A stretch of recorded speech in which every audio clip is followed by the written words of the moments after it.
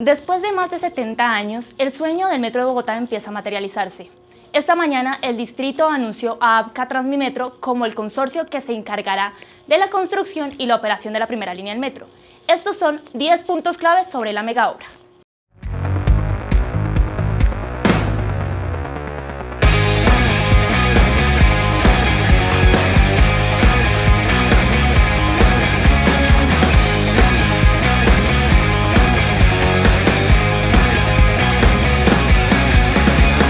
Para brindar mejor información acerca de este importante acontecimiento, estamos con María, nuestra periodista de Bogotá.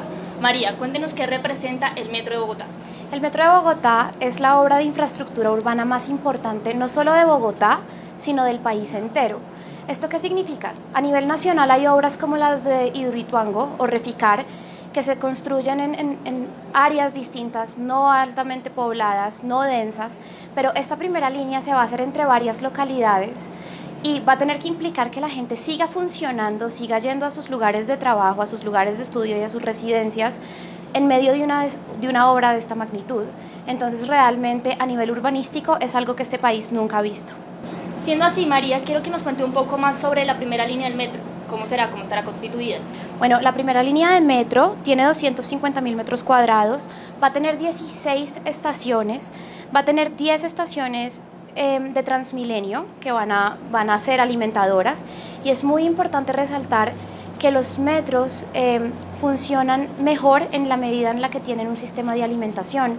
Por ejemplo, una de las cosas que hoy dijo el alcalde es que gracias al sistema de Transmilenio que ya existe en la ciudad de Bogotá, alrededor de 400.000 pasajeros adicionales van a poder hacer uso de esta primera línea de esta línea del metro diariamente.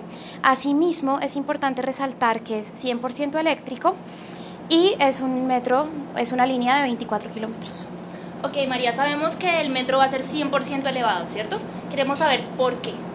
Bueno, lo que nos explicaba a nosotros directamente el gerente de la empresa Metro de Bogotá, Andrés Escobar, es que los metros subterráneos son más costosos fundamentalmente por 3 razones. La primera razón es que se necesita electricidad las 24 horas del día. La segunda razón, que es de acuerdo con él una de las más importantes, es que a nivel subterráneo los sistemas eléctricos tienden a podrirse más rápido. Por ejemplo, él mencionaba el metro de París, que está entre agua. Entonces, el sistema que se tiene que emplear para mantener secas las estaciones y secos todos los componentes del sistema son muy costosos, porque se mosea, y al ser eléctrico eso es supremamente peligroso para las personas que hacen uso de este sistema. Por eso es que es más costoso. Y la última razón, que fue coyuntural, es que cuando se empezaron a revisar los planes para el metro subterráneo, el dólar varió sustancialmente y por eso se incrementó su costo. Una cosa en todo caso importante, en el Nuevo Siglo nosotros en entrevista le preguntamos al doctor Escobar si entonces eso implicaría que ninguna de todas las líneas que haga Bogotá serán subterráneas, y van a poder haber lugares de Bogotá con tramos subterráneos de Transmilenio, pero como estaba pensada esta primera línea, que es la que corresponde a una de las zonas más densas y con mayores conflictos de movilidad, era fundamentalmente muy complicado. Ok, María, teniendo eso como base, entonces quiero que nos explique por qué es tan difícil construir un metro. Yo creo que Bogotá es un muy buen ejemplo de cómo políticamente hablando y urbanísticamente hablando, dos cosas que además son muy difíciles de conjugar, construir un metro implica que muchas cosas se pongan de acuerdo. Nosotros ya hablamos, por ejemplo, de la variación en el precio del dólar. Nosotros estamos hablando, como les decía inicialmente, de la construcción de un sistema en medio de una ciudad que no puede quedar paralizada mientras se construye, son 7 años de construcción. Entonces, Bogotá lleva realmente más de 15 intentos y más de 5 décadas tratando de consolidar una línea de metro, y yo creo que todos estos factores han sido determinantes para que nunca se hubiera podido efectuar su realización. Teniendo esto en cuenta, sabemos que son más de 77 años en los que hemos luchado por la primera línea del metro. Queremos saber cómo fue el proceso de adjudicación, María. Bueno, el proceso de adjudicación, que fue lo que vimos concluir el día de hoy, lleva un poco todo el año desarrollándose, pero para no ir tan lejos, retomémonos al 3 de octubre. El 3 de octubre quedaron 2 consorcios. Uno de ellos fue Abca Transmimetro, que fue el que ganó, que es el consorcio de los chinos, y el otro llamado Consorcio Metro de Bogotá, que estaba conformado por una serie de empresas mexicanas y españolas.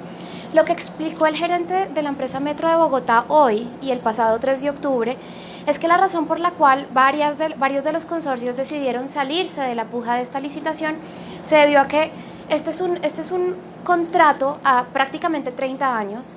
Gran parte de los costos se van a llevar a cabo en pesos, no en dólares, y eso es clave para entender que esto demuestra mucha confianza en las instituciones nacionales. Entonces, lo que le explicaba y lo que le explicaba a la ciudadanía es que la empresa ganadora va a tener que correr muchos riesgos operacionales durante todo el proceso, no solamente de construcción, sino también de mantenimiento. Y nosotros podemos tener algunas variables fijas, pero por ejemplo, va a tener que asumir los costos operacionales. Entonces, esa fue la razón, de acuerdo con el alcalde y con el gerente de la empresa, por la cual varios de los consorcios que hacia julio estaban todavía en la puja por adquirir esta licitación, decidieron salirse de la misma. María, un importante dato es a quién va a beneficiar el metro específicamente, cómo va a ser. Bueno, esto es muy importante, sobre todo para las poblaciones más vulnerables de la ciudad, porque está estimado que el 39% de los usuarios de la primera línea de metro van a ser de estratos 1 y 2.